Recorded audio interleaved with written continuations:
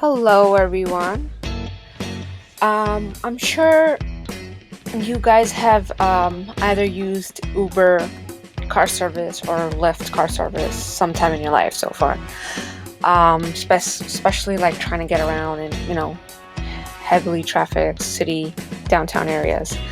Well, do you actually think they help you out of these traffic jams in the cities? Well, 5 years ago, co-founder of Uber, Travis Kalanick, was so confident that Uber rides would cause people to leave their cars at home, and which he told at a tech conference that if every car in San Francisco was Ubered, there would be no traffic. Now, today, a big collection of studies have showed the opposite.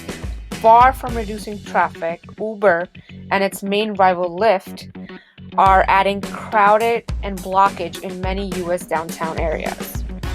Now, officials in San Francisco, Chicago, and New York have cited congestion as the main reason for new fees that they have recently applied to Lyft and Uber rides in each of the cities. A study published last year by San Francisco County officials and University of Kentucky researchers in the journal Science Advances found that over 60% of the slowdown of traffic speeds in San Francisco between 2010 and 2016 was due to the introduction of these ride-hail companies such as Uber and Lyft. Last month, the city started charging a new fee on every ride-hailing trip to lessen traffic. Companies have competed for engineers and entrepreneurs based on missions they say benefit society. Now, Uber and Lyft, which account for the vast majority of ride-hailing in the country, did hundreds of millions of rides in the U.S. last year. A study by the city of Toronto published last year found no measurable increase in travel times as a result of ride-hailing, but did warn that the bigger the companies become in the city, the higher the chance the speeds will slow.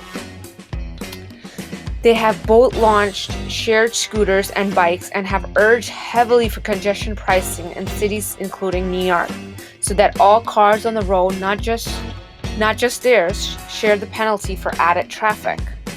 While Uber and Lyft first focus on the positives that could decrease congestion, the factors that add to it are far larger, said Bruce Schaller, a transportation consultant and a former New York City official who has studied the topic. On CBS in 2015, David Plouffe, Uber's policy head at the time, was asked about a belief by New York City officials that Manhattan would not be able to handle additional traffic from more Ubers. Mr. Kalanick, Uber's co-founder, gave a TED Talk in 2016 praising a future in which Uber would reduce congestion and pollution.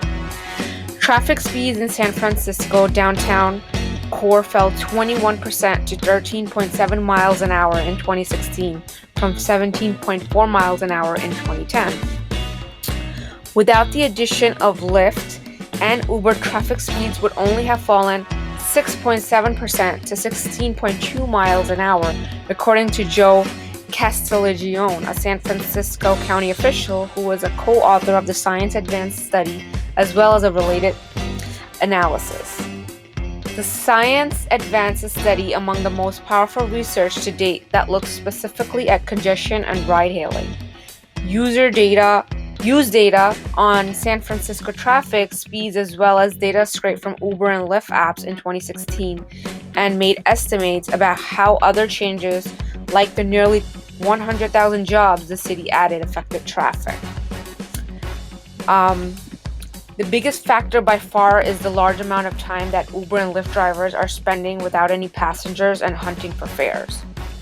Lyft said it estimates nearly 500,000 people in the U.S. have given up their personal cars because of ride-hailing. Many policymakers and researchers say Uber and Lyft have contributed to the drop in mass transit ridership.